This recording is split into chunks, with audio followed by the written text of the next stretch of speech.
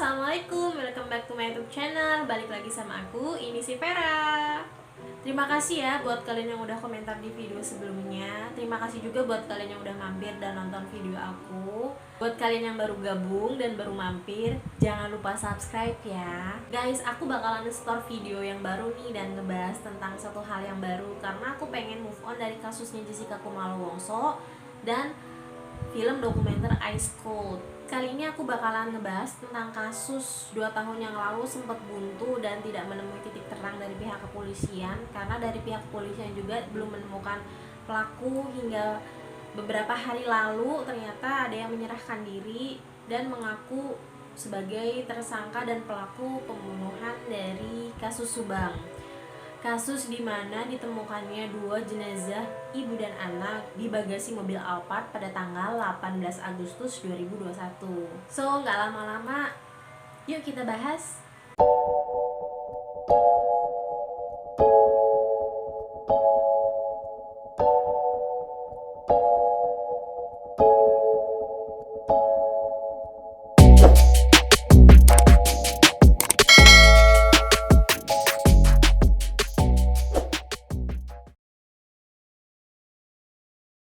Kasus ini berawal pada pagi hari tanggal 18 Agustus 2021, di mana Bapak Yosef berniat mengambil stick golf di rumah istri pertama yang berlokasi di Dusun Ciseti, Desa Jalan Cagak, Kecamatan Jalan Cagak, Kabupaten Subang, Jawa Barat. Namun Bapak Yosef malah mendapati keadaan rumah yang sangat berantakan. Lalu kemudian Bapak Yosef mencari di semua ruangan, namun tidak menemukan anak dan istrinya. Sebagai seorang suami dan ayah, melihat bahwa di depan rumah portal terdapat jejak rem ban dan di dalam rumah tidak ada siapapun, Bapak Yosef mengira mereka diculik.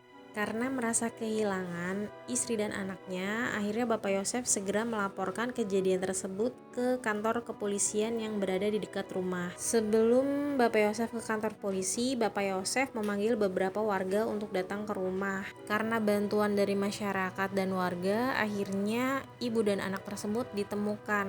Namun dalam keadaan sudah meninggal di dalam bagasi mobil.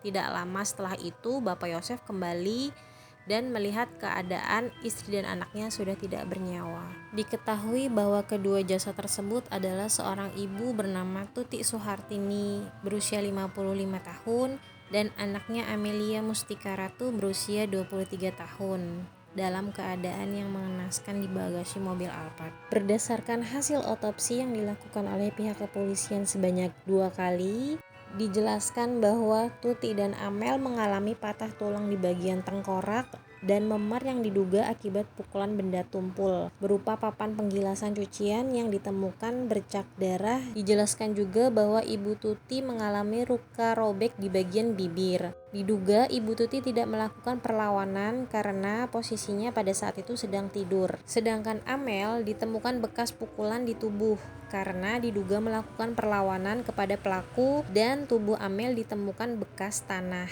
Dugaan sementara, Amel sempat dieksekusi, kemudian dibersihkan di kamar mandi dan ditumpuk jasadnya di bagasi mobil. Menurut keterangan kepolisian, waktu kematian mereka berdua juga berbeda. Ibu Tuti meninggal pada jam 01.00 waktu Indonesia Barat dini hari, sedangkan Amel meninggal pada jam 04.00 sampai 05.00 waktu Indonesia Barat subuh. Pihak kepolisian memberikan keterangan bahwa tidak ada atau ditemukan tanda-tanda yang mengarah pada tindak pidana lainnya, seperti pemerkosaan atau perampokan, karena tidak ada barang-barang yang hilang di TKP dan hanya ponsel milik Amel saja yang hilang. Awalnya, kasus ini ditangani oleh Polres Subang, namun pada tanggal 15 November 2021 akhirnya diambil alih oleh Polda Jabar.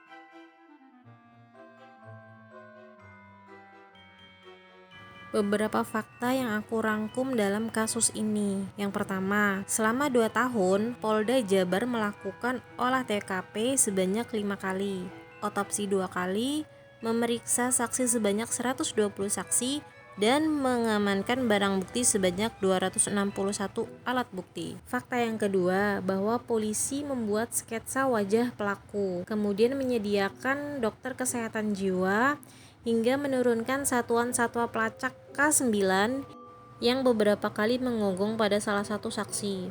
Kemudian memeriksa CCTV pada 40-50 titik lokasi sepanjang 50 km.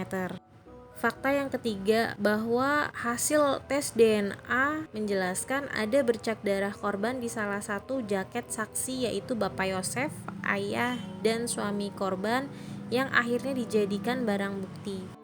Fakta yang keempat, melalui keterangan dari kepolisian juga menjelaskan bahwa tidak ada bekas perusakan pintu yang kemungkinan pelakunya adalah orang terdekat.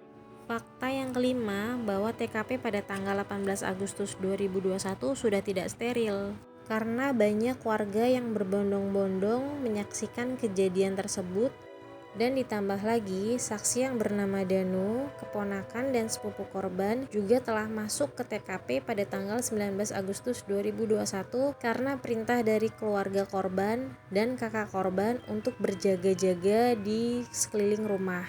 Kemudian dia bertemu dengan oknum Banpol dan akhirnya oknum tersebut meminta bantuan Danu untuk membersihkan bekas darah yang ada di TKP. Ini ya fakta terakhir yang aku rangkum dalam kasus ini tuh drama Bapak Yosef dan istri mudanya Bapak Yosef, yaitu Ibu Mimin. Ini ya salah satu kelebihan dari beberapa teman-teman netizen plus 62 yang sekali lagi benar-benar kompak dengan mengupload video yang berisikan kesurupan arwah dari salah satu korban kasus Subang, yang menceritakan dan merincikan bagaimana kejadian saat itu terjadi hingga menyebutkan dua nama tersangka, yaitu ayahnya dan ibu tirinya.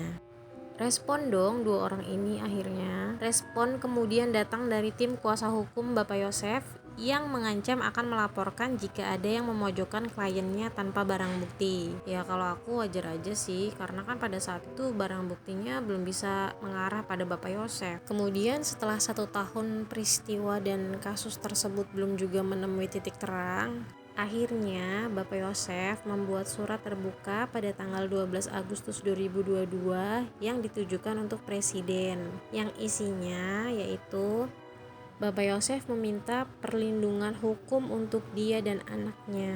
Yang dimaksud anaknya itu anak pertamanya ya, karena Yosef itu punya anak 2 sama Ibu Tuti, yaitu Yoris dan Amel. Kemudian Bapak Yosef juga memohon Presiden Joko Widodo untuk membantu mengungkapkan kasus pembunuhan istri dan anaknya.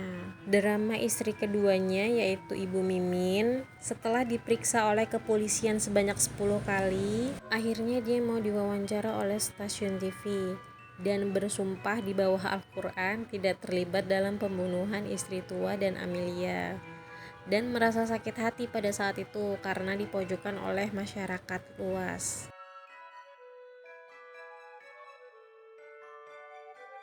Update terbaru setelah 2 tahun kasus ini berjalan, akhirnya Danu menyerahkan diri ke kantor polisi, dan dari keterangannya yang didapat, polisi menetapkan 5 tersangka. Dan plot twistnya di sini bahwa Bapak Yosef itu merupakan otak pembunuhan dari Ibu Tuti dan Amelia. Kemudian Mimin, istri muda Bapak Yosef, Arigi dan Abi yang merupakan anak dari istri muda Bapak Yosef. Hingga saat ini pihak kepolisian masih mendalami dugaan motif pembunuhan. Kalau menurut Eke Sisai itu kurang lebih berhubungan sama yayasan ya atau harta. Saat ini juga tersangka Mimin, Arigi dan Abi itu belum ditahan, statusnya masih wajib lapor. Sementara Yosef dan Danu itu sudah ditahan. Selama masa penahanan, Yosef dan Danu itu dijadikan satu sel, hingga akhirnya Danu meminta perlindungan dari LPSK untuk menjadi justice kolaborator. Wah, ini kayak Brigadir J dong jadinya. LPSK lagi banyak kerjaan nih kayaknya sekarang ini. Oh iya guys, aku mau nambahin satu fakta juga sih yang ada di dalam kasus ini tuh. Sebenarnya mereka itu sudah melakukan lie detector, tapi hasil dari lie detector itu tidak dipublikasi oleh pihak kepolisian. Entah karena alasannya apa, namun mungkin itu nanti akan dijadikan pertimbangan oleh pihak kepolisian ya.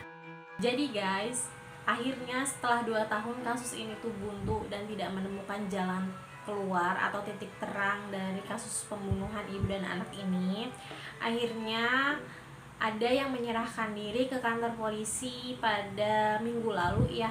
Saya lupa tepatnya tanggal berapa. Cuman ternyata itu merupakan salah satu saksi yang juga diperiksa sama kepolisian, yaitu saudara Danu, sepupu sekaligus keponakan dari almarhum Ibu Tuti dan Amelia. Setelah 2 tahun, akhirnya Danu menyerahkan diri ke kepolisian. Dan dari keterangan Danu, akhirnya ditetapkan lagi 4 tersangka, yaitu Bapak Yosef selaku ayah dan suami dari korban, Ibu Mimin yang merupakan istri muda, kemudian ada Arigi dan Abi yang merupakan anak dari Ibu Mimin, istri muda dari Bapak Yosef. Ternyata benar ya, dari beberapa keterangan kepolisian itu kalau pelakunya tidak jauh-jauh, yaitu alias orang-orang terdekat saja. Karena ada beberapa fakta yang aku rangkum dan aku recap yang sebelumnya udah aku jabarin. Nah, aku update aja, ini nggak banyak update-nya yang aku rangkum ya. Karena pasti kasus ini tuh bakalan panjang, kemungkinan ada part 2-nya kasus ini yang aku bahas. Kita berdua, maaf ya anak aku bangun. Terima kasih ya buat kalian yang udah mampir dan nonton video aku. Segitu dulu video dari aku, semoga kalian suka. Jangan lupa like, comment, subscribe, terus nyalain notifikasinya supaya kalian gak ketinggalan sama video yang aku upload selanjutnya. Sampai ketemu di video besok. Dadah. Dadah nak. Dadah. Bye bye.